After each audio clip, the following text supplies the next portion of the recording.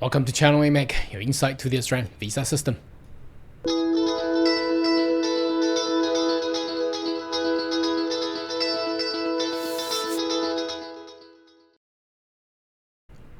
Good day everyone, my name is Carl Young, your online YouTube visa consultant. Are you interested in migrate to Australia?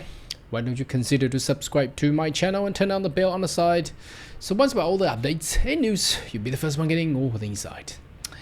Alright, today's video, I would like to focus on the employment sponsored visa, which has become one of the key skill migration category visa, and also I believe will be in the future, the near future as well, because we can see that they have the government of Australia has provided the most numbers of quota appointed towards the employment sponsorship visa. Now, we know since Monday or last Friday there has been an economic downturn with the stock exchange and market shakeups. We also learned that due to the inflation rate and also the hikes of the unemployment rate, the economy is heading into a place where it's uncertainty or instability. So obviously we would like to discuss a topic that in regards to the employer. What happened if the employer go busted or go under, and that will be a key, because you may still be under a visa process, perhaps. Well, that would be bad. That would be the worst scenario, as you have paid the money and waiting for your visa application, whilst you have learned that your employer or nominator has or sponsor has actually been under administration or go under, busted, bankrupt, and things like that. Now that's the worst situation. The other thing is you already got your visa 42, I suppose, work for numbers of months or years, and what happened if the employer goes bust? Because it's a key thing.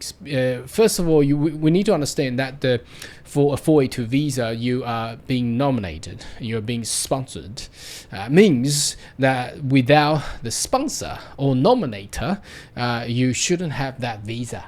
So if the sponsor and nominator disappear, or they change their mind, obviously that will become a issue on the visa condition, where the traditional contractual agreement between you and the Department of Immigration and also the employer obviously will have major changes, and that will obviously make some issues towards your current visa or the visa that application has been processed. So I'd like to discuss this topic because I can foresee we got experience on this one, and we can see if the economy goes bad. For example, there has been a lot of news article talking about we seen this one here.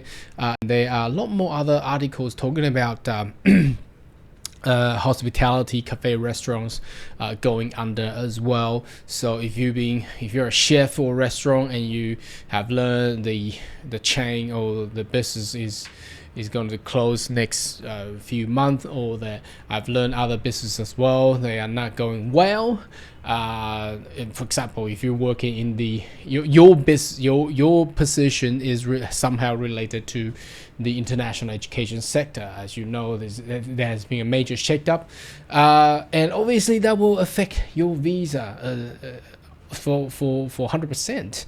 So what should you do, and what had been changed for the policies that we have already known, and how that will actually protect you? So this is what we want to discuss in this video today. So there is a web page, the departmental website, where you may want to Google this, basically punch in job situation has changed, or your situation, or you probably just put situation has changed under the Home Affairs website, and they will connect you to this page. And the first question is they will ask whether there is a change of employer. So may not be a change of employer, it may be the status of employer has ceased. For example, they have the business is not going well, they're being external or internal admins administered, or what not. They may have sold their business to another new entity. Okay, so that's all the changes. Then you will tick yes, and then what kind of visa, then you will select 482 visa. Then you will likely to land into this page where it says if you're a primary visa holder, and if there's a change, your employer must submit a new nomination. So if that's going to be a replacement or a new boss, new business owner purchasing the existing business, and obviously then your nominator has changed, then they will need to submit a new nomination. And before the nomination, if they haven't already got their standard business sponsorship, they will require to lodge that as well, and you must apply for a new visa. So that will be the changes there. If you change that's for you changing occupation. Now that means you were previously sponsored as a cook. Now you become a chef. Now that's a change of occupation, although it's closely related. But if that's a change, then you need to apply for a new visa. If there is no change of occupation, all you need to do, all your employer or your boss required to do, is that they need to submit and apply for a new business sponsorship and also a nomination as well. So that's basically what it is. If you have changed employer without changing occupation, your new sponsor must submit a new nomination. So that's basically what we have talked about. And if there's nothing else, then you need leave. Okay, you have up to 180 days. That's almost half a year for you to actually identify a new employer. If you're not the primary visa holder, for example, if you are the spouse of the 482 visa holders, you're dependent. If you're not primary holders, then must only work in nominated occupation on your visa. You do not need to have a sponsor, but obviously then your spouse is required to find a new employer and get the above mentioned procedures done there and giving notice to your past sponsor. So this is actually quite helpful, but again, not many people is actually relying on these information that's available to us. Now, obviously that will trigger an issue, a changing of employer. So whether or not the employer cease or go under, and then you find another employer. Okay, now changing the employer will traditionally, with the old policy, it will really affect your ability to actually pathway to become a permanent resident. So luckily that we have the migration strategy plan, which has the new policy that it's coming up for later of 2024 this year. So this is the thing I wanted to bring you upon. Now, before we do that, there's recent changes on the visa conditions. Just to let you know, I've done a special video on this one on the 21st of June 2024. They had amended the visa condition. That is why we have seen you here. Previously, there's only 90 days, so you only got 3 months to worry about finding a new employer, but now they have extended up to 180 days, so that's very good. So that's basically what this changes has made towards the skilled migrant who are employed by the Australian employer. So you have almost 6 months to identify a new employer, and what they're going to do is they will have a new registry of the business sponsor, so you can I believe that will be something like an app or something, and with a map, and they're connected to the Google Map, and then you can select what type of employer that you're looking for for example, in the Sydney region or in the northern Queensland region. Then they will identify the potential employer who has the standard business sponsorship there, so you can actually approach them. So that will actually help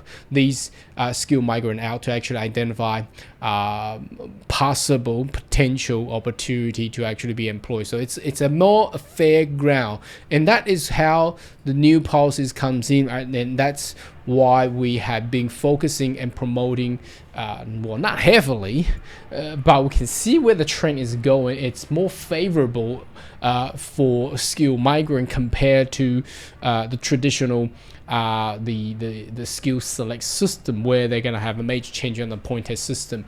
But before that comes in, as you have noticed or you have experienced through the year, last year there's not much of a nomination invitation there by the state or the federal government. So might as well focus on the most quota provided category visa, that's the employment sponsor visa. So by the end of this year or later or a couple months to go, we will have been introduced to this so-called the skills in demand visa. This is to replace the current 482 visa. So they will introduce a new higher income ratio pathway, which will beneficial to a lot of people as well. But they have a guaranteed pathway to permanent residence, so that is very good. I've done I think it's early this year explanation on this one. This is actually very good. So let me go through this with you. It says skills in demand visa holder will have a pathway to permanent residence. Period of employment with an approved employer will count towards permanent residence requirements. Now that is a very good thing, because previously or existing systems, if you change an employer, that means the time required to accrue in order to actually pathway to permanent residency will goes back to zero, will refresh back to zero. You need to accrue again. So there are people actually suffer from jumping from employer to employer to employer, and they never complete the cycle. Then they never get to the pathway to permanent resident. Now with the new policy under the skills in demand visa, all this period, as long as you work for an approved employer, so that's the employer who has the standard business sponsorship and they have nominated you, and all these times and years can actually be accrued all together, so they will count towards a permanent resident. Now what is the current period of time required to be counted towards? That will be 2 years or 24 months. So you can work for 1 or 2 or 3, or perhaps if you can, okay, you work for, well, require you need to pay, you know, a lot of costs on that one. You can have a 10 approved employer work over the past 24 months, as long as you have all the pay slips and tax documents to prove that you have worked for 24 months. Then you will be able to still pathway to permanent residence. So temporary skill migrant will also be able to apply for permanent residence through a self-nominated independent pathway, and that will be under the new reform point test system. So we don't know how you could actually at this point in time to self-nominate, but I believe that will be within the point test system. There would be a certain criteria required in order for you to do a self-nomination. For example, if I can imagine this, because we have seen what Grattan Institute have provided, they could say something along this line. For example, you have you have been working with the approved employer in Australia for 24 months, then you probably will gain, I don't know, probably 20 points. Just give you for example, you tick that boxes there, you get that extra 20 points. Obviously you need to provide evidence support, so that will be something like that within the point test system there. Okay, now furthermore, there's more time, and we already seen that. So in June they already increased the time frame for skilled migrant to identify potential employer if they have lost their job, and they need to they have 180 days to actually find a new job. Trialing employer fees, the government will explore model employer to pay trialing charges and fees, for example monthly and quarterly, to make hiring new migrant less onerous. I mean, this is more towards the current Skilling Australian Fund, which is required to pay a once-off fee, even though, for example, even though if the nomination doesn't go through, you still, there's non-refundable. You still pay for that.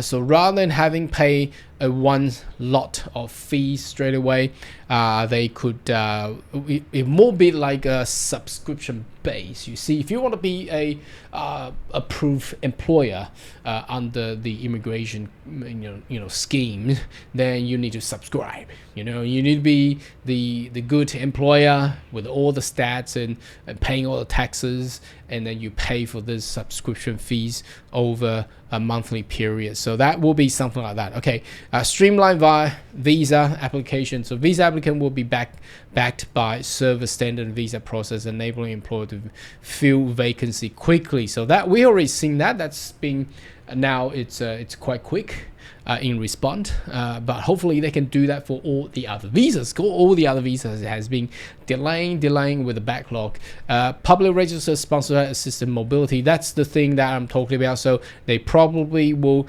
provide some sort of app that you can actually search for with a map to actually identify where the potential employer with the category of their their industry, so you can actually identify them, and then the employee could actually approach for potential job or work there. So anyway, that's the for the video today. We talked about what happened if there's a major issue, because we can see the downturn of the economy is coming. So if you have actually experienced your employer goes under admin, bankrupt and things like that, or change over, being purchased, replace of the employer or business, for example, like that, then that's what you're required to do. And luckily we have the new policy coming out later this year that will actually enforce and make a better employment sponsorship scheme for Australia. Anyway, should you have more question query, more than welcome to leave comment right down below, and I see you next video. Goodbye.